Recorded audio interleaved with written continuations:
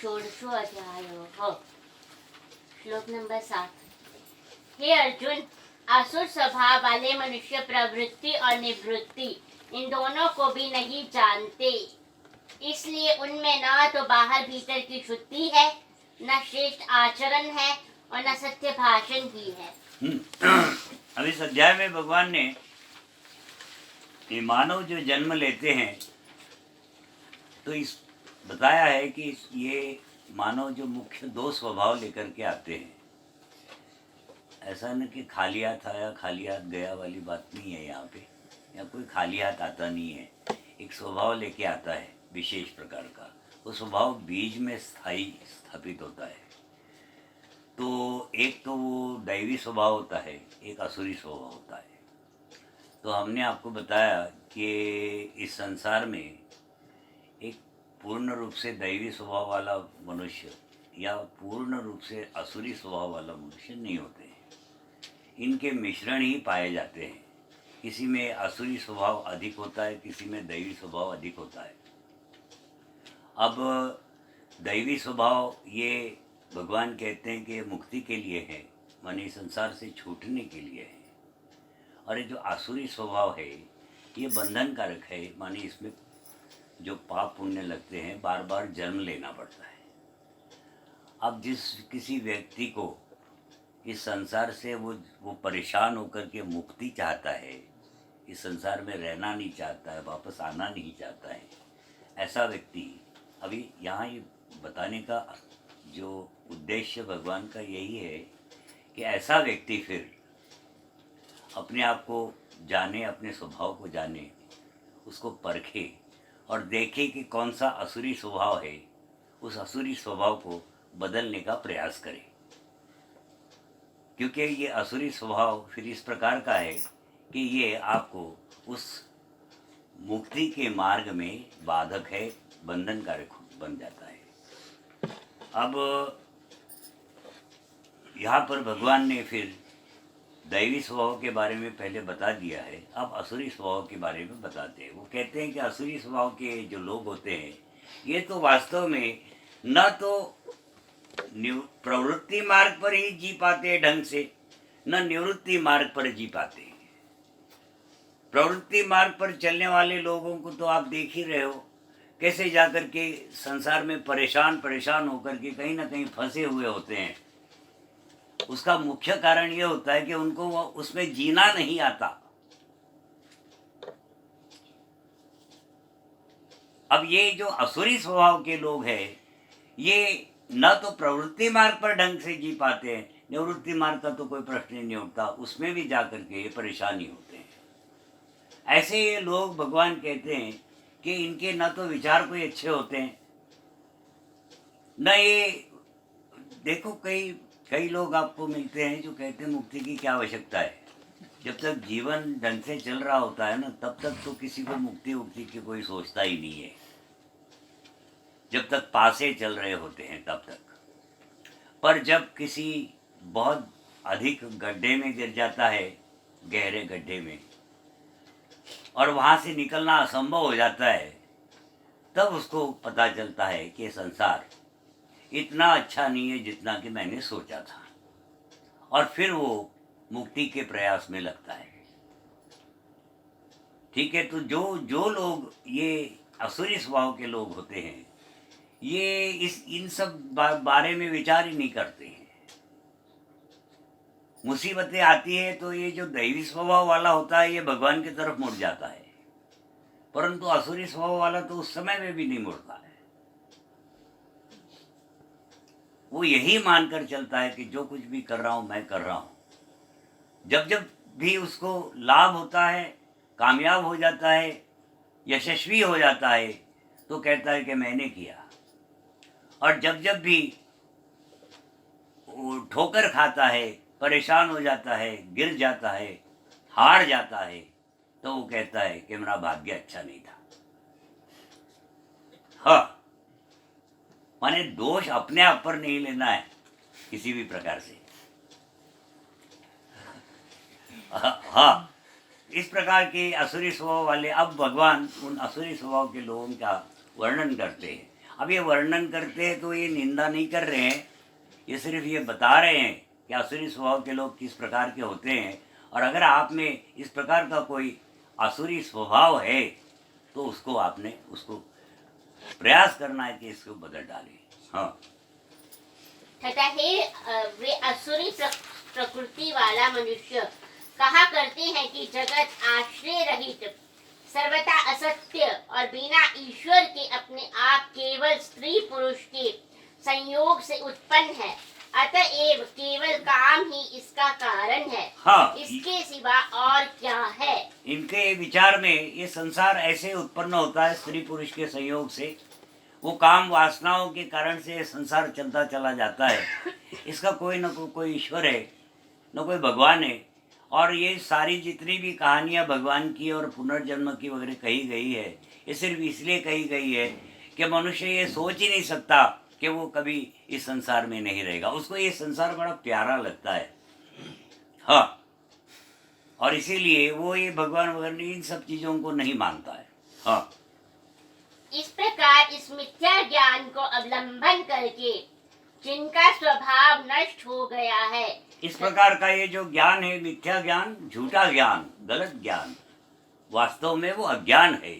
हाँ, ऐसा ज्ञान उन्होंने अपने आप में धारण कर लिया है। ठीक है ना, जीवन जीने के लिए ऐसा न सुख और दुख संसार में लगे हुए हैं, और सुखी होना और दुखी होना ये भाव है। अब दुखी होने वाला ये जो भाव है ये अज्ञान से उत्पन्न है, जबकि सुखी होने वाला भाव ये ज्ञान से उत्पन्न है।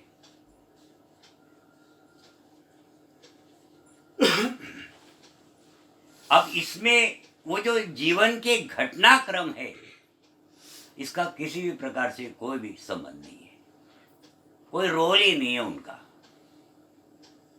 ज्ञान और अज्ञान का ही अंतर है सुख और दुख में ना। सुखी होना एक भाव है, दुखी होना एक भाव है। एक भाव अज्ञान से उत्पन्न है दुखी होने वाला, और जो सुखी होने वाला भाव है ये ज्ञान से उत्पन्न है। बिना ज्ञान के सुख संभव नहीं है। और अगर कोई व्यक्ति अज्ञान को ज्ञान मान करके धारण कर लेता है तो जीवन भर वो दुखी और परेशान ही रहता है। ये असुरी स्वभाव के लोग इस प्रकार के होते हैं। ये लोग एक मिथ्या ज्ञान को धारण करके रखते हैं, इनको समझाओ तो मानते ही नहीं है। ये वो मान कर चलते हैं कि हमारे पास जो ज्ञान है वही सही है। उनका कहना ये होता है कि ये जो मनुष्य है ये शरीर बनता है और फिर वो नाश हो जाता है, न तो कोई आत्मा है न कोई परमात्मा है। आगे इस प्रकार इस मिथ्या ज्ञान को अवलंबन करके जिनका स्वभाव नष्ट हो गया है, हाँ, जिनका स्वभाव नष्ट हो गया है तथा जिनकी बुद्धि मंद है, वह सबका अपकार करने वाले, हाँ, नुकसान करने वाले लोग, क्रूर कर्मी मनुष्य केवल जगत के नाश के लिए ही समर्थ हाँ, होते फिर हैं। जब कुछ है नहीं, पुनर्जन्म नहीं है, आत्मा नहीं, परमात्मा नहीं है, तो फिर क्या मतलब है? फिर इसका मतलब तो कर्म के भोग नहीं है, न पाप है न पुण्य है। फिर कर्मों के भोग ही जब नहीं है तो फिर अच्छा क्या और बुरा क्या? जो मन में आया वो करो, मारो काटो खाओ पियो, नहीं है तो छीनो झपटो, क्योंकि संसार में पुनर्जन्म तो है ही नहीं। जब पुनर्जन्म नहीं है तो भोग नहीं है, न पाप है न पुण्य है। जब पाप नहीं पुण्य नहीं तो जो कुछ भी करते हो करते जाओ, ये इनका विचार होता है। इस विचारधारा के ये लोग असुरी स्वभाव के लोग। आगे और वह दंभ मान और मद से युक्त मनुष्य, दंभ माने दिखावा, मान और मद से युक्त मनुष्य किसी प्रकार भी पूर्ण न होने वाली कामनाओं का आश्रय लेकर अज्ञान से मिथ्या सिद्धांतों को ग्रहण करके और भ्रष्ट आचरणों को धारण करके संसार में विचरते हैं। अब ये कभी पूर्ण न होने वाली कामनाएं, देखो कामनाओं का तो अंतःकरण से जब तक त्याग नहीं होता नहीं कभी पूर्ण होती ही नहीं है। एक कामना पूरी हो जाए दूसरी कामना खड़ी हो जाती, दूसरी हजारों खड़ी हो जाती है। ऐसी फिर ये कामनाएं रखनी, बड़ी बड़ी कामनाएं रखनी जो आपके न तो भाग्य में न आपके शक्ति के अंतर्गत आती है, और फिर उनके पीछे भागना, सुखी होना दुखी होना, मैं कुल मिला के संसारित्व को प्राप्त हो जाना, पूर्ण रूप से ये भूल जाना कि हमने कभी मरना है, हमने कभी इस संसार को छोड़कर चले जाना है, सब कुछ छोड़ छाड़ के। ये प्रकृति इतनी दुस्तर है कि हर सेकंड में भी, हर पल में भी अगर हम आपको याद दिलाते रहे कि आपको एक दिन मरना है, आप वो अंतराल आता है ना बीच का, पल के पल में, उसमें भी आप भूल जाते हो कि मुझे एक दिन मरना है। अगर इतनी सी बात याद रह जाए तो कल्याण ही कल्याण है, पर ये नहीं रहती है। बार बार याद दिलाना पड़ता है कि जिसका जन्म हुआ है वो एक दिन शरीर छोड़ के जाएगा ही जाएगा। ये ध्रुव सत्य है, पर फिर भी, और देख रहे हैं ना चारों तरफ ऐसा, कोई नई बात तो है नहीं है ना, कोई बहुत बड़े वेद का अध्ययन करने की आवश्यकता तो है नहीं, दिखाई दे रही बात सबको दिख रहा है कि जो जो भी जन्म लेता है वो एक न एक दिन शरीर त्याग करके चला जाता है। कहां से आता है कहां जाता है मालूम नहीं है, पर आता जाता है, ये दिखाई दे रहा है, पर फिर भी नहीं मानता, फिर भी ये भूल जाता है, और फिर इस संसार में संसारित्व को प्राप्त होकर के अपने बुद्धि को भ्रष्ट नष्ट कर देता है, अपने जन्म का भी नाश कर देता है।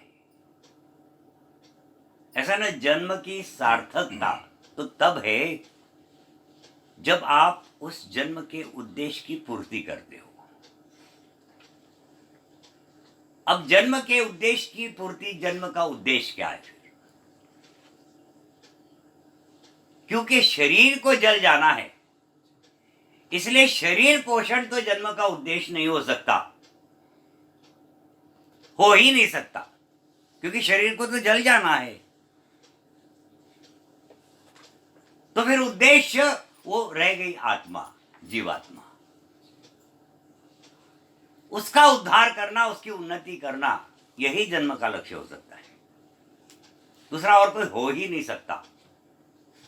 किसी भी तर्क से अगर आप विचार करो तो इसके अलावा दूसरा कोई उद्देश्य हो ही नहीं सकता। और जब तक आप ये काम नहीं कर लेते तो चाहे संसार में आप संसारित्व में कितने ही कामयाब क्यों न हो जाते हो, इस पर भी आपके जीवन की सार्थकता नहीं हो पाती अगर आपने आध्यात्मिक उन्नति नहीं की है एक जन्म में। तो आपका जन्म बेकार चला गया, ये जरूर मनुष्य ने समझ लेना चाहिए।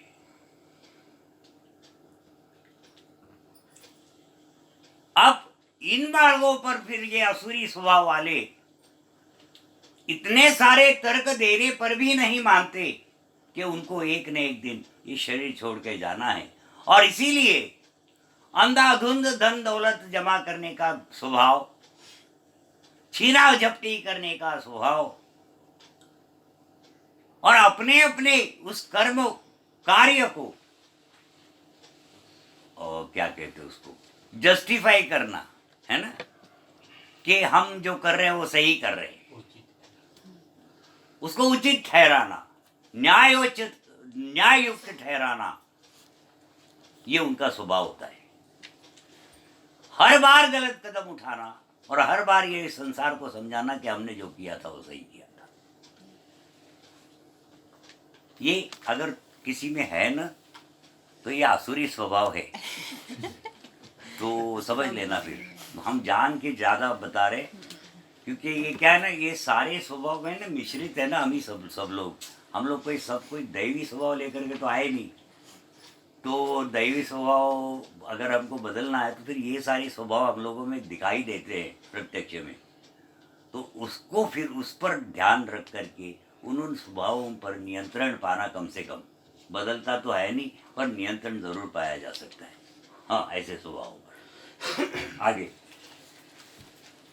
तथा वे मृत्यु पर्यंत रहने वाली असंख्य चिंताओं का आश्रय लेने वाले, विषय भोगों के भोगने में तत्पर रहने वाले और इतना ही सुख है इस प्रकार मानने वाले होते हैं। हाँ, अब चिंता तो रहेगी क्योंकि इतने बड़े विषय भोगों में उलझे हुए हैं।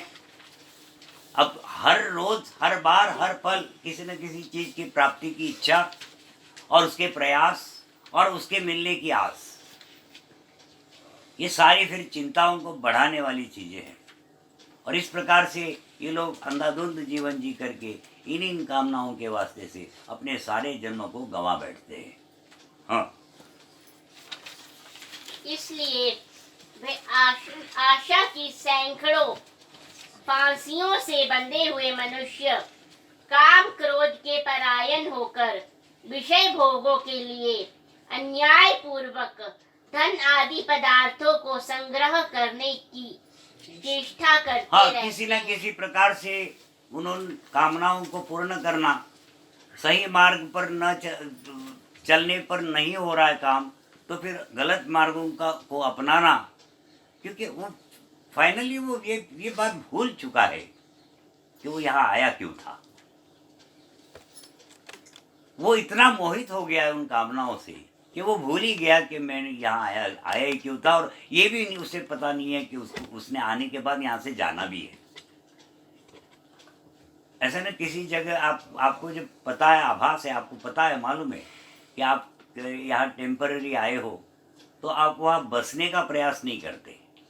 जैसे मान लो यहाँ से आप दिल्ली चले गए, अब दिल्ली में आप थोड़े दिन के लिए गए हो, चाहे नौकरी है आपकी, 1-2 साल में आपकी फिर बदली हो जानी है, तो आप दिल्ली में जाकर के मकान नहीं बनाने लगते। आप कहीं ना कहीं कोई पेइंग गेस्ट पीजी वीजी लेकर के अपनी एडजस्टमेंट करके एक वक्त रोटी खा करके बाद में चने भटूरे खा लेने सुबह, तो कहीं है ना। हाँ, तो इस प्रकार से एडजस्टमेंट कर पूरा करके वो 1.5-2 साल का जो समय है वो निकालने का प्रयास करते हैं, और निकाल करके मैंने वापस जाना है और आप वापस चले आते हो। यही संसार में भी तो आप ऐसे ही आए हो। यहाँ कहाँ आप परमानेंट हो, पर आप में वो भाव नहीं आता जो यहाँ से दिल्ली जाने पर आता है, जबकि वो यहाँ होना रहना चाहिए वो भाव परमानेंट, कि मैं तो यूं ही आया हूं। अव्यक्ता दिनी भूतानी व्यक्ता मध्यानि भारत अव्यक्ता निधनानि एकत्र का परिदेवना, कि तू तो शरीर वाला थोड़े समय के लिए बना हुआ है, इससे पहले तू बिना शरीर वाला था, इसके बाद तू बिना शरीर वाला होने वाला है। अब ये तो थोड़ा ही समय है वो बिताना है, पर तुमको बार बार बताने पर तुम मान नहीं रहे हो कि यहां से अगर तुम दिल्ली गए, तुम दिल्ली में तो बसने का प्रयास नहीं करते। तुम वहां 1-2 साल के लिए गए हो और किसी न किसी प्रकार से समय बिता करके एडजस्टमेंट्स करके तुम वापस चले आने का प्रयास करते रहते हो। यहां भी तो ऐसा ही है। इस संसार में जो तुम आए हो, ये थोड़े समय के लिए आए हो, थोड़ा समय बिताना है और निकल पड़ना है। पर यहां कितनी उठापटक करते चले जाते हो। अब तुम मन में सोच रहे होगे ये बाबा वे जो खुद इतने बड़े बड़े बंगले बना रहा है, हाँ, अब भाषण देखो कैसे दे रहा है। पर ये क्या किया जाए, ये मजबूरियां है। हाँ, तो शरीर का पालन तो करना ही है। अब ये शरीर के लिए रोटी कमाना भी बेकार है, इसको खिलाना पिलाना भी बेकार है, क्योंकि इसको तो जल जाना है। जो चीज जल ही जानी है उसको क्या खिलाना पिलाना और क्या सुंदर बनाना। पर क्या करें, मजबूरियां है। हाँ, हम इस कार्य के लिए बाध्य किए जाते हैं कि हम अपने शरीर का पोषण कर सके ढंग से, क्योंकि शरीर की तंदुरुस्ती, शरीर नहीं ठीक रहा तो तुम किसी भी प्रकार से ना तो शरीर के लिए जी सकोगे ना आत्मा के लिए जी सकोगे। इसलिए ये तो मजबूरियां है, ये तो करना ही होगा। पर करना कहाँ तक होगा, इसकी लिमिट्स बांध लेनी चाहिए, मर्यादा होनी चाहिए।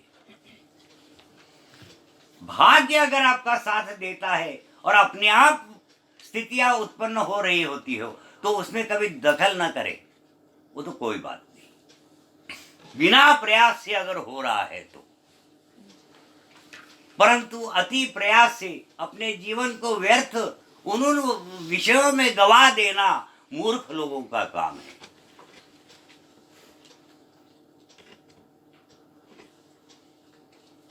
वो जीवन को जाया कर देना है, जीवन को वेस्ट कर देना है ना। ये अगर सोचा जाए तो शरीर के लिए तो रोटी कमाना भी बेकार है। हाँ, इसका करना क्या है, इसको तो जला ही देना है फाइनली। परंतु फिर भी हम लोग सब इसमें लगे हुए हैं। कुल मिला करके लगना तो है, क्योंकि वो तो करना ही होगा। जहां जन्म हुआ है उस स्थिति में रहना होगा, उस जिस समाज में आप जी रहे हो उस समाज का वो जो स्टेटस कहते हैं वो मेंटेन करना होगा, सब कुछ करना ही होगा। परंतु उसके लिए जीवन व्यतीत करना ये गलत है। उनके प्रयास किए बिना अगर वो सब वस्तुएं, वो विषय अगर आपको उपलब्ध है तब तो बात कोई उसमें नुकसान नहीं है। क्योंकि संसार में जितने भोग बने हैं वो मानव के लिए ही बने हैं, कुत्ते बिल्लियों के लिए नहीं बने हैं। परंतु उनके लिए जीवन बर्बाद कर देना ये तो बिल्कुल मूर्ख आदमी का काम होगा। इतने प्रयास और इतना सारा जीवन उसमें न डाले, उन जीवन का है ना कुछ हिस्सा शरीर के लिए रखे और बाकी आध्यात्मिक उन्नति के वास्ते से कर्म करे। इसीलिए इस गीता शास्त्र में, इस फिलॉसफी में भगवान ने ये एक मार्ग बताया है कि आप जी भी लो, विषय भोग भी भोग लो और साथ साथ में आध्यात्मिक उन्नति भी कर लो। निष्काम कर्म योग, माने एक साथ ही दोनों काम हो रहे हैं। अलग थलग से आपको शरीर के लिए, जीवन निर्वाह के लिए साधन नहीं जुटाने पड़ते। ये निष्काम कर्म योग इस प्रकार का है। ठीक है ना, आगे। और वे सोचा करते हैं कि मैंने आज ये प्राप्त कर लिया है और अब इस मनोरथ को प्राप्त कर लूंगा। मेरे पास ये इतना धन है और फिर भी ये हो जाएगा। हाँ, कुल मिलाकर के चाहत कभी खत्म होती नहीं है, वो बढ़ती चली जाती है। भाग्य साथ दे रहा है, विषयों की प्राप्ति होती चली जाती है, तो फिर वो कामनाएं भी बढ़ती चली जाती है और उस विषय प्राप्ति और कामनाओं के बीच बीच में ही मनुष्य पिस जाता है, उसका जीवन समाप्त हो जाता है। आगे। तथा वह शत्रु मेरे द्वारा मारा गया है और उन दूसरे शत्रुओं को भी मैं मार डालूंगा। मैं ईश्वर हूँ, ऐश्वर्य को भोगने वाला हूँ, मैं सब सिद्धियों से युक्त हूँ और बलवान तथा सुखी हूँ। हाँ, अब जो व्यक्ति खुद के लिए संसार में जी रहा होता है ना, उसके मित्र कभी कभी हुआ करते हैं, अधिकतर उसके पास दुश्मन ही दुश्मन होते हैं चारों तरफ। और जो व्यक्ति संसार में बांट कर खाने की कला सीख गया, उसके फिर मित्र ही मित्र होते हैं। संसार में संपूर्ण जीवन व्यतीत कर लिया, परंतु एक मित्र नहीं बना सके। सारे दुश्मन ही दुश्मन छोड़ करके संसार से एक दिन विदा होकर के चले गए। मैंने वही फिर बात आई कि आप दिल्ली गए और वहाँ से सारे लड़ झगड़ करके लास्ट में उन्होंने मैंने फाइनली परेशान होकर के दिल्ली छोड़ करके यहाँ पर चले आए वापस। ये स्थिति ऐसे लोगों की, ये असुरी स्वभाव के लोगों की होती है। ये लोग अपने लिए जीने वाले लोग होते हैं। ये दूसरों को देना मूर्ख, वो कहते हैं कि मैंने मेहनत की है, मैं क्यों दूसरे को दूं। वो ये भूल जाते हैं कि सिर्फ मेहनत से संसार में कुछ भी नहीं होता है। संसार में तो आसरा लेना पड़ता है। आप अकेले अकेले इस संसार में जीने लग जाओगे और कितनी भी मेहनत कर लोगे तो आप अपना पेट नहीं भर सकोगे। माने कई असुरी लोग यही सोचते रहते हैं कि मैं अकेला जिंदा रहूं और बाकी सारे मर जाएंगे। एक बम गिरे तब मर जाए। और बाकी सारे मर जाए और मैं अकेला ही जीता रहूं। ये असुरी स्वभाव के लोग। हाँ, तो फिर से पढ़ो उसको। हाँ, तो इस प्रकार से ये शत्रु, इनको ये शत्रु, और फिर ये लोग अगर मान लो कि तंत्र विद्या वगैरह का भी शौकीन कोई है, तो ये अपने शत्रुओं को मारने काटने की ही के तंत्र सीखा किया करते हैं। ऐसे ये लोग, ठीक है ना, इनके शत्रु बड़े होते हैं, इनके मित्र कोई नहीं होते। मित्र बनाने के लिए देना पड़ता है कुछ। ऐसा है ना, संसार में हम लोग जब जीते हैं, जन्म लेते साथ ही हम लोग आसरा लेना शुरू करते हैं। माँ बाप का आसरा लेते हैं, घर मकान का आसरा लेते हैं, भाई बहनों का आसरा लेते हैं, पड़ोसियों का आसरा लेते हैं। जिन का संसार में हम आसरा लेकर के जी रहे होते हैं, उनके प्रति हमारे कोई ना कोई कर्तव्य जरूर बनते हैं। अगर हम उन कर्तव्यों को पूर्ण करते हैं तब तो हमारे मित्र ही मित्र होते हैं, हम पापों से भी बचे रहते हैं। परंतु अगर हम अपने कर्तव्यों को पूर्ण नहीं करते हैं तो सारे शत्रु ही शत्रु उत्पन्न होना शुरू हो जाते हैं। जैसे मान लो कि आप कभी 100 रुपया कमाते हो और अपने पड़ोसी को उसमें से 10 रुपया देते हो, तो पड़ोसी ये चाहेगा कि यार ये 200 कमाए तो मुझे 20 मिले। हाँ। और अगर आप 100 रुपया लेकर के खुद खा पी करके और अप टू डेट बन करके वो पड़ोसी को दिखाने निकलते हो कि देख मेरे कपड़े, तो फिर वो जलता है और सोचता है साले ये नहीं एक नहीं कि भिखारी बन जाए। हाँ, और भाई साले को भीख भी नहीं दूंगा। वो मन ही मन में आपको कोसता है ना। इसीलिए जिन का संसार में हम सहारा लेकर के जीते हैं, आसरा लेकर के जीते हैं, याद रहे हम लोग जमीन का भी आसरा लेकर के जीते हैं, गाय बैलों का भी आसरा लेकर के जीते हैं, कुत्ते जो भी पाल रहे उनका भी हम आसरा लिए होते, अपने बाल बच्चों का भी हम आसरा लेकर के जी रहे होते। हम बाल बच्चों को पाल नहीं रहे होते हैं, हम उनका आसरा लिए हुए होते हैं। हाँ, पालना वगैरह वो तो खाली वो एक बहाना है, वास्तव में हम आसरा लिए होते। अगर आपके बच्चे को किसी दिल्ली में छोड़ करके चले आए ना, वही बात आई कि वो तो जी लेता है और तुम मर जाओगे। हाँ, इसीलिए फिर तुम्हारे वो सारे कर्तव्य तुम अगर निभाते हो संसार में, तब तो तुम्हारे चारों तरफ मित्र ही मित्र होते हैं। परंतु अपने कर्तव्यों को, अब हम यहाँ बैठे हैं, हमारे पड़ोसी है,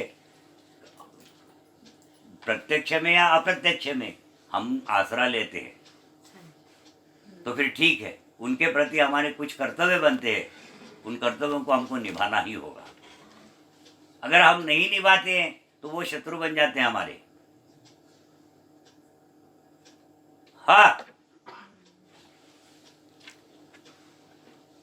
अब आप लोग अपने मन में गिन लो कि आपके कितने शत्रु है। हाँ, हाँ, तो बाकी कुल मिला के कहने का भाव ये है कि इन सब माने एक जीवन कला है ना जी, जीवन जीने की एक कला है कि किस प्रकार से इस संसार में जन्म लेने के बाद मनुष्य ने जीना चाहिए, ये वो बता रहे हैं। हाँ ठीक है, आगे। तथा मैं बड़ा धनी और बड़े कुटुंब वाला हूँ, मेरे समान दूसरा कौन है। मैं यज्ञ करूँगा, दान करूँगा और आमोद प्रमोद करूँगा। इस प्रकार अज्ञान से मोहित रहने वाले तथा अनेक प्रकार से भ्रमित चित्त वाले मोह रूप जाल से समावृत और विषय भोगों में अत्यंत आसक्त असुर लोग महान अपवित्र नरक में गिरते हैं। हाँ, अब समावृत, चारों तरफ से आवृत घेरा हुआ, ठीक है ना। तो इस प्रकार के लोग समाज में आप लोगों को मिलते हैं, होते हैं ऐसे लोग जिनके पास बहुत कुछ होता है, भाग्य भी अच्छा चला रहता है, और उनके जो फिर तेवर पर सातवें आसमान पे रहते हैं ये लोग, और किसी का कहना मानते ही नहीं हो। फिर वो अपने आप को महान मानते हैं कि मैं एक बहुत बड़ा कामयाब आदमी हूँ और मैं जो कर रहा हूँ वो सही कर रहा हूँ। हाँ आगे। तथा वे अपने आप को ही श्रेष्ठ मानने वाले घमंडी पुरुष धन और मान के मद से युक्त होकर केवल नाम मात्र के यज्ञों द्वारा पाखंड से शास्त्र विधि रहित यजन करते हैं। हाँ, ये लोग फिर जो कुछ भी करते हैं ये इनका तो दिखावा ही दिखावा होता है, दिखावे के वास्ते से ये यज्ञ वगैरह किया करते हैं, बड़े बड़े यज्ञ कर डालने दिखाने के लिए। तो अभी जैसे शिवरात्रि आ रही है तो कितने यज्ञ हो जाते हैं। अब तो हर एक कोई आदमी कोई बड़े दिल से और वो सब यज्ञ के वास्ते से, और जब तक ज्ञान नहीं हो पाता है ना तब तक ये संभव नहीं हो पाता है। वो भावना है, वो यज्ञ करते समय यज्ञ की भावना उत्पन्न होना, ये तो फिर योग है। ये सब नहीं किया करते हैं, जिनके पास थोड़ा बहुत ज्ञान है वो इस प्रकार से करते हैं। और ये जो दैवी संपदा वाले लोग होते हैं उन लोगों में ये स्वभाव पाया जाता है, और ये जो बाकी असुरी स्वभाव वाले होते हैं इन लोगों में इस प्रकार का कोई स्वभाव नहीं होता है। ये तो मात्र इनका भाग्य चल रहा होता है, अच्छा आमदनी वगैरह होती है, अपने नाम के वास्ते से वो यज्ञ वगैरह किया करते हैं। हाँ आमोद प्रमोद, आमोद प्रमोद ऐश करना। हाँ तथा वह अहंकार बल घमंड कामना और क्रोध आदि के परायण और दूसरों परायण होना माने आश्रित होना, उसका सहारा लेना, उसके प्रकार से उस स्वभाव को प्राप्त रहना, और दूसरों की निंदा करने वाले पुरुष अपने और दूसरों के शरीर में स्थित मुझ अंतर्यामी से द्वेष करने वाले होते हैं। हाँ, भगवान इनको अगर ये कहे ना कि ये तुमने नहीं किया भगवान ने किया तो इनको बड़ी चिढ़ आती है। ऐसे लोग हमको मिले। हाँ, ऐसे लोग हमको मिलते हैं जो जिनको अगर ये कहा जाए कि ये आप नहीं कर रहे जी, ये तो चलो भगवान की इच्छा से हुआ है, तो उनको बड़ा गुस्सा आता है। हाँ, वो सोचते साला मैंने किया, मैंने मेहनत की, सब किया, और ये आदमी बोलता है भगवान ने किया। हाँ, ऐसे उन्देश करने वाले पापाचारी और क्रूर कर्मी नराधमों को मैं संसार में बार बार आसुरी योनियों में ही डालता हूँ। अब ये मैं डालता हूँ वाली बात जहाँ आती है ना, यहाँ ये समझ लेना चाहिए कि डालने की जरूरत नहीं पड़ती, वो खुद ब खुद चले जाते हैं। हाँ, वो ऑटोमेटिक सिस्टम है, वो जैसा करोगे वैसा भरोगे। और इसमें भगवान को कोई 5वें अध्याय में उन्होंने हाथ ऊपर कर लिए अपने कि भाई मैं नहीं करता ये सारी चीज़ें, ये जो तुम जो कर्म करोगे उसका फल तुम भोगोगे, कर्म फल की रचना तुम करते हो, देने वाला मैं। हाँ, तो जैसे कर्म फल की तुमने रचना की वैसा तुमको मिला, है ना। यहाँ लिखा है डालता हूँ, पर वो बात सही नहीं है, वो अपने आप चले जाते हैं। हाँ, इसलिए हे अर्जुन, वे मूढ़ मुझको न प्राप्त होकर ही जन्म जन्म में आसुरी योनि को प्राप्त होते हैं। हाँ। फिर उससे भी अति नीच गति को प्राप्त होते हैं, अर्थात घोर नरकों में पड़ते हैं। हाँ, माने फिर कीट पशु वगैरह बन जाना। अब देखो याद रखना जब मानव मानव जिस स्वभाव से जो जीवन व्यतीत करता है उसी स्वभाव का अगर वो फिर प्राणी बनता है ना कोई, तो वो उसी स्वभाव में आता है। अब जैसे मान लो कि तुमको पता चल गया कि तुम्हारा एक कोई स्वभाव है जो असुरी स्वभाव है, अब तुम उसको बदलने का प्रयास करते रहे लेकिन वो बदला नहीं। अब जब नहीं बदला तो क्या करे, तो चलो तुमको कुत्ता बना डाला। अब तुम जब कुत्ता बन जाओगे तो वो भाव वहां कटेगा ही कटेगा, क्योंकि वहां नए भाव तो आने नहीं है। वो भावनात्मक प्राणी नहीं है, उसको वो पहले के भाव जो है वो काटने के लिए वहां जन्म हुआ है। जैसे मान लो तुमको बहुत क्रोध आता है और तुमको पता भी है कि मैं बड़ा क्रोधी और इसके कारण से मेरा नुकसान भी हो रहा है, पर वो साला अच्छा जन्म से लेकर मरण तक का समय तुम्हारे पास है। अब ज्ञान होता है तुमको 80 साल में, तो ये समस्या तो वो है। पर चलो अगर जल्दी भी ज्ञान हो गया, मान लो 25-30 साल में, कि ये इसी स्वभाव के कारण से मेरा बड़ा नुकसान होता है, तो मुझे इसको बदलना है। अब तुम बदलने में नहीं प्रयास तो करते हो, पर उसमें तुम्हें यश नहीं मिलता, तो फिर क्या होता है, तुम बाघ बन जाते हो। क्रोधी प्राणी कोई, वहां फिर वो क्रोध कर करके वो तुम्हारा भाव जो है मार भी पड़ती है फिर वहां। तो अब पशु बनना कोई आसान तो काम है नहीं, जानवर वानवर बन जाना, तो फिर वहां मार पड़ती। जैसे अगर कोई अब कर्ज ले लिया, कर्ज लेकर के मर गया, अब दे नहीं सका, बैल बना, अब ये मार ऐसा मार वो अब वो तो मार खाने के लिए योनी है, वो योनी मार खाने की है बैल वाली। हाँ, तो वहां फिर वो भाव कट जाता है। बात समझ में आई ना? तो ये असुरी स्वभाव के जो लोग हैं, भगवान कहते हैं कि ये जो है ये अपने आप ही फिर अब तो वहां जाना ही पड़ेगा। आपका स्वभाव यहाँ लाख समझाया आपको कि मत कर मत कर मत कर, फिर भी वो ये हाल था। वैसा का वैसा। तो अब जब शरीर को त्यागोगे तो भाव काटने के लिए जाना पड़ेगा, तो बन जा चमगादड़। हाँ, वो उल्टा लटक गया। हाँ, तो उल्टे लटके एक जन्म बीता, वो भाव कटा, फिर दूसरा अगर कोई ऐसा ही कोई भाव है तो फिर वो दूसरा प्राणी, तीसरा प्राणी। एक याद रखना, हमने कई जगह पे ये पढ़ने में हमारे आया है कि संपूर्ण उन प्राणियों का वो चक्र लगाना पड़ता है, पर ऐसी बात नहीं है, क्योंकि पुनर्जन्म के केसेस हमारे सामने, हम मिले हैं ऐसे लोगों से जिनका पुनर्जन्म हुआ, जिनको यादें रही है। तो एक दो से हमारे माने प्रत्यक्ष में ही हुई चलते समय में, तो वो कहते थे कि 2-3 योनियों की बातें ही बताते थे वो, कि पहले हम इस योनि में गए, फिर इस योनि से इस योनि में आए, इधर से सर्प बन गए, सर्प से कुत्ता बन गए, कुत्ते से मानव बन गए। इस प्रकार से 2-4 योनियों की बात उन्होंने कही है।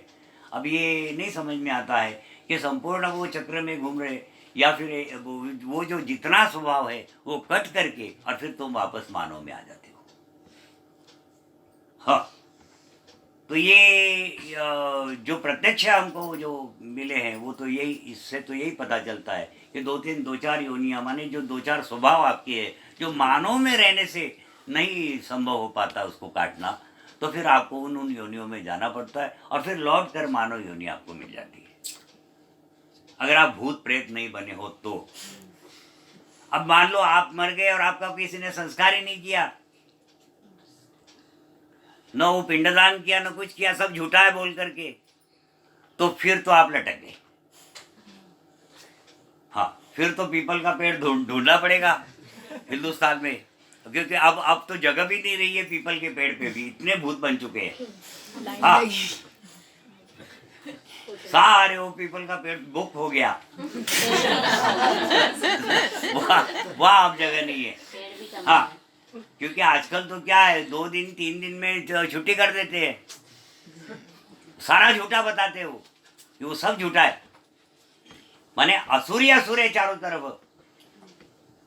तो फिर उसके कारण से भूतों की संख्या बढ़ती चली जा रही है। आपने कुछ करना ही नहीं, क्योंकि जीवन काल में कितना ही सही प्रकार से मनुष्य चलता क्यों ना हो, इस पर भी बहुत सारे कदम ज्ञान से अथवा अज्ञान से इस प्रकार के पड़ जाते हैं कि आपको वो जो आखिरी अंतिम संस्कार के बाद की जो प्रक्रियाएं हैं वो किए बिना आपकी गति नहीं हो पाती। खास करके ये पारिवारिक जीवन जीने वाले लोगों के लिए। इसीलिए फिर वो जो गरुड़ पुराण में वगैरह वो जो संस्कार आपको बताए गए हैं, इनको झूठा बोल करके जो नकार देते हैं और कुछ नहीं करते हैं अपने पूर्वजों के वास्ते से, तो वो पूर्वज फिर नरकों में कई काल तक रहते हैं। तो ये सब हमारी संस्कृति का जो नाश हो गया है और वो जो बिल्कुल ही सब झूठा झूठा बोल करके उसको त्याग ही कर दिया लगभग, उसके परिणाम बड़े खराब हो रहे हैं। अब चालू हो गए उसके परिणाम दिख रहे हैं। हाँ, दिख रहे हैं। आगे। और हे अर्जुन, काम, क्रोध तथा लोभ ये 3 प्रकार के नरक के द्वार आत्मा का नाश करने वाले अर्थात उसी को अधोगति में ले जाने वाले हैं। हाँ, काम, क्रोध और लोभ। अब ये काम सारी वासनाएं, काम वासना के साथ साथ और भी जो कामनाएं और जो वासनाएं जिसके कारण से कामनाएं उत्पन्न होती है, फिर क्रोध इससे संबंधित है ना। अगर आपकी इच्छाएं पूर्ण नहीं होती तो आपको क्रोध आता है, इसलिए क्रोध। और फिर लोभ से तो देख ही रहे हैं आप, लोभ से क्या क्या कर्म किए जाते हैं संसार में। जितने गुनाह होते हैं लोभ के कारण से होते हैं अधिकतर। तो ये 3 भगवान कहते हैं कि ये नरक के द्वार है, इसीलिए इनसे मुक्त होने का प्रयास करें। हाँ, क्योंकि हे अर्जुन, इन तीनों नरक के द्वारों से मुक्त पुरुष अपने कल्याण का आचरण करता है। हाँ, माने कल्याण मार्ग में ये 3 काम, क्रोध और लोभ ये बड़े नुकसानकारक है। इसलिए इनसे इनका आचरण, ये ऐसे व्यक्ति जो काम, क्रोध और लोभ से युक्त होते हैं, ये अपने जीवन का कल्याण करने के योग्य नहीं होते। हाँ, वह परम गति को जाता है अर्थात मुझको प्राप्त हो जाता हाँ, है। इनसे मुक्त व्यक्ति। हाँ, और जो पुरुष शास्त्र विधि को त्याग कर अपनी इच्छा से मनमाना आचरण करता है, वह न सिद्धि को प्राप्त होता है, न परम गति को और न सुख को। यह शास्त्र विधि मुत्सृज्य वर्तते काम कारत, न स सिद्धिम वाप्नोति न सुखम न पराम गति। जो मनुष्य शास्त्र विधि को झूठा है ऐसा बोल करके संसार में अपनी मनमानी करता है, अपने इच्छा से अपना जीवन व्यतीत करना शुरू कर देता है, अपने अपने मार्ग पर ही चलना शुरू कर देता है, ऐसा फिर वो व्यक्ति इस संसार में किसी प्रकार के सुख, शांति अथवा किसी प्रकार की कोई सिद्धि को प्राप्त नहीं होता। हाँ, आगे। अब देखो, याद रखना, शास्त्र जानने के लिए शास्त्र के ग्रंथों को पढ़ने की आवश्यकता नहीं होती है। वो बचपन से तुम्हारे माँ बाप तुम्हें सिखाते हैं, फिर तुम स्कूल में जाते हो, तुम्हारे वो गुरुजन तुम लोगों को सिखा रहे होते हैं। माने शास्त्र, या शास्त्र माने जीवन जीने की के मार्ग, ढंग से जीवन जीने की। हाँ, नहीं तो है ना, प्रश्न उठता है ना कि शास्त्र विधि मुत्सृज्य। अब शास्त्र में जैसा कहा है उससे उल्टा, अब वहां शास्त्र पढ़ने जाए आदमी, तो ऐसी बात नहीं है। ये सारी बातें जो है बचपन से आपके माँ बाप सिखाना शुरू कर देते हैं आपको कि बच्चा इतने बजे जागो, इतने बजे सो, जाग करके जरा माँ बाप का मत्था टेको, थोड़ा स्नान वान कर करके भगवान का, यही शास्त्र है और क्या है। खुद रोटी खाने से पहले देख लो कोई दूसरा कोई भूखा हो तो उसको थोड़ा सा दे करके फिर खाओ। यही सिखाया जाती, यही शास्त्र है। कोई आया गया, ऐसा ना 5 महायज्ञ बताए गए हैं तो कोई आया गया वो जो वो अतिथि यज्ञ, तो उनके सम्मान करो। जब कमाने लगते हो तो थोड़ा सा किसी को खिला करके फिर खाओ। अकेले अकेले कमाने की इच्छा न रखो। हाँ, यही शास्त्र है। तो इस प्रकार से इसके विरोध में जो जाता है और मनमानी करता है, उसकी बात करते हैं भगवान कि वो तो किसी प्रकार के सुख शांति अथवा किसी सिद्धि को नहीं प्राप्त होता। हाँ। इससे तेरे लिए इस कर्तव्य और अकर्तव्य की व्यवस्था में शास्त्र ही प्रमाण हाँ, है। क्या करना चाहिए और क्या नहीं करना चाहिए हमने आपको बता दिया कि 2 प्रकार के मुख्य स्वभाव है, एक दैवी और एक असुरी। अब इसको समझा भी दिया हमने कि दैवी ऐसा होता है और असुरी ऐसा होता है। अब क्या करना चाहिए क्या नहीं करना चाहिए ये हमने फिर आपको बता दिया कि जी अगर आप में असुरी संपदा है तो देख लो दैवी संपदा इस प्रकार की होती है, तो ऐसा ना हो करके ऐसे बनने की का प्रयास करो। ठीक है ना। अब आपको क्या करना है क्या नहीं करना है, अगर आप हम पर भरोसा नहीं करते हैं तो शास्त्र का प्रमाण ले लो। शास्त्र को जान लो कि संसार में वास्तव में संसार में आने के बाद मनुष्य ने किस प्रकार से जीवन व्यतीत करना चाहिए, वो प्रमाण है। कर्तव्य और अकर्तव्य में शास्त्र प्रमाण है, क्या करना चाहिए और क्या नहीं करना चाहिए हमने तो बता दिया। अब आपको लगता है प्रमाण चाहते हो तो फिर शास्त्र का वो कर लो, अनुकरण कर लो, शास्त्र को जान लो। हाँ। ऐसा जानकर तू शास्त्र विधि से नियत कर्म ही करने योग्य है। हाँ, अब यहाँ पर याद रहे, युद्ध भूमि पर भगवान अर्जुन खड़े हैं। अर्जुन युद्ध करना नहीं चाहते, बल्कि वो ये असमंजस में है कि हम युद्ध करें अथवा न करें। भगवान उसको प्रयास कर रहे हैं ये बताने के लिए कि आपको युद्ध करना चाहिए और उसके कारण बता रहे। और यहाँ पर फिर वो क्या कहते हैं कि क्या करना है और क्या नहीं करना है, माने युद्ध करना है कि नहीं करना है, इसके लिए शास्त्र प्रमाण है। तुम क्षत्रिय हो, क्षत्रिय का धर्म निभाना है। हाँ, ये बात भगवान कह रहे। क्या कह रहे, पढ़ो फिर से एक बार। इससे तेरे लिए इस कर्तव्य और अकर्तव्य की व्यवस्था में शास्त्र ही प्रमाण है। हाँ। ऐसा जानकर तू शास्त्र विधि से नियत कर्म ही करने योग्य है। हाँ, अब ये क्या करना चाहिए क्या नहीं करना चाहिए इसके लिए शास्त्र प्रमाण है। अब शास्त्र में ये कहा गया है कि क्षत्रियों का धर्म बताया गया है, इसीलिए उसे जान करके तुम वो क्षात्र धर्म, नियत कर्म, स्वाभाविक कर्म, सहजम कर्म करने के योग्य ही हो। हाँ। श्रीमद्भागवत शास्त्रे श्री कृष्ण अर्जुन संवादे देवासुर संपद विभाग योगो नाम षोडशो अध्यायः। हरि ओम तत्सत्, हरि ओम तत्सत्, हरि ओम।